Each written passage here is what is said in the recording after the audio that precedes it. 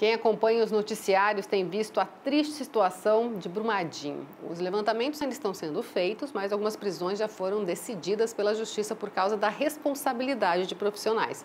Para falar um pouquinho mais sobre essa história e a importância dos profissionais da engenharia ambiental, nós convidamos o engenheiro Adriano Scalco. Tudo bem, Adriano? Tudo bem, obrigado. Só falar um pouquinho mais perto do microfone. Tudo bem, obrigado. Bom, vamos começar falando o seguinte. O trabalho... Ontem, inclusive, foi dia, né, do engenheiro ambiental. Parabéns. Obrigado. O trabalho do engenheiro ambiental é justamente, além de ver se está tudo em ordem dentro do que as leis dizem que tem que ser, mas também tentar prever se pode dar algum problema, né? Sim. Durante a implantação de um empreendimento, quando surge a ideia, nós precisamos entrar em contato com o órgão regional, às vezes até o IBAMA, que é o órgão maior dentro do Brasil, solicitando as licenças, iniciando pela licença prévia, que é quando você conta a formulação do projeto, qual é a ideia, e seguindo é a licença de instalação, que daí quando é liberada a construção do prédio em si que vai ser instalado, e por final a licença de operação, que é quando a instalação do prédio já está tudo ok.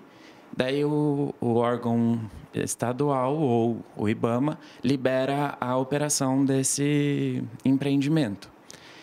Então, quando ele faz a liberação de cada uma das etapas, ele dá várias condicionantes e basta o empreendimento seguir todas elas.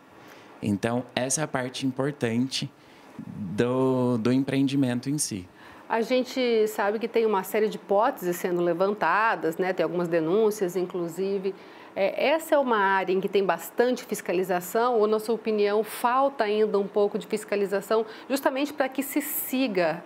Porque o brasileiro ainda, infelizmente, não tem muito esse, vamos dizer, costume de ter esse respeito realmente ao meio ambiente, né?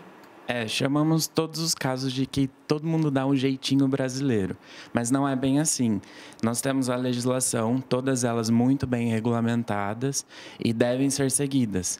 Em alguns casos, não é respeitada à risca as condicionantes das licenças que são dadas pelos órgãos e nem as legislações. Então, muitas pessoas negligenciam aquilo que deve ser feito, ou esconde o que está acontecendo e não faz aquilo que deveria ter feito. No caso de uma fiscalização, dá para tentar disfarçar algumas coisas, por exemplo? Sim, a fiscalização contínua, se tivesse no Brasil, mas são poucos profissionais capacitados para poder fazer uma fiscalização, acaba ficando um pouco deficiente.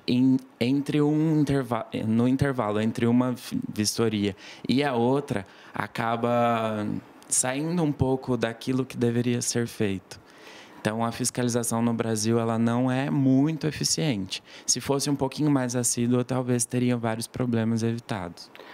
A gente sabe que existem muitas empresas que mexem com água, que têm resíduos, que acabam tendo que purificar aquela água, devolver ao meio ambiente e tratar esses resíduos, né, para que não polua e uma série de coisas.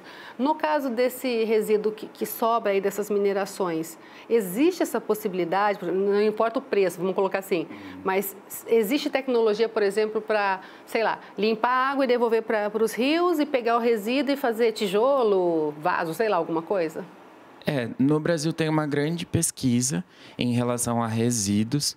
Tem vários departamentos de pesquisa no Brasil, tanto nas universidades voltadas a mestrado e doutorado, que tem pesquisas para esta área. Eu trabalho com consultoria e as empresas, elas captam água de mananciais ou poços artesianos. Dos mananciais, elas devem fazer o tratamento para utilizar internamente no empreendimento. Assim que ela faz a liberação dessa água, tem aí uma certa carga de poluente que deve ser tratada antes de voltar ao meio ambiente. Então, tratamos aí de um processo líquido.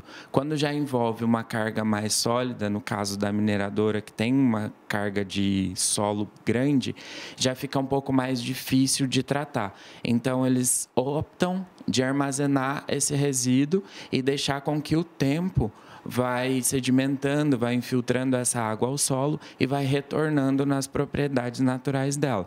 Só que isso vai levar um certo longo tempo. Fora os riscos, né? Isso, os riscos são os mais complicados. Então, deve ter um monitoramento contínuo dessa área, da onde o resíduo não está sendo tratado por obras, digamos, humanas, não as naturais. Então, o profissional deve estar sempre atendendo às condições das licenças, compartilhando das vistorias, ajudando aos laudos, deve estar sempre em dia e sempre tudo documentado, sempre tudo registrado. Porque no momento de um desastre, que foi esse que aconteceu em Brumadinho, vários engenheiros que não tinham os documentos guardados estão sendo culpados pelo que aconteceu. Então, muitos deles já receberam intimações para até serem presos. Então, é um caso que o engenheiro deve estar sempre apto. E depois que acontece, prestar toda a assessoria daquele ponto para frente. Quer dizer, evitar que aconteça é o melhor, né? Isso, melhor que evitar que aconteça, mas se caso acontecer, prestar todo o apoio, todo o atendimento. O caso de Mariana, que aconteceu em 2015, até hoje tem os postos de monitoramento, já tem a região que está estabilizada, não tem já riscos, mas tem contaminação, eles estão acompanhando. Então, esse é o processo natural de um pós-desastre. Quem sabe um dia a gente consiga chegar num nível de excelência em que se devolva uma água limpa para o rio e que se aproveite esses resíduos para fazer qualquer coisa que não seja deixar lá, sim, né? Sim, porque todo resíduo, na verdade, ele é um coproduto. O que não serve para mim, serve para o outro. Exatamente. Então, se o meu resíduo serve de produto, base para um produto para outra empresa, que façam isso. Exatamente. Muito obrigada, viu, pela sua participação. Imagina, aqui com a eu que gente. agradeço.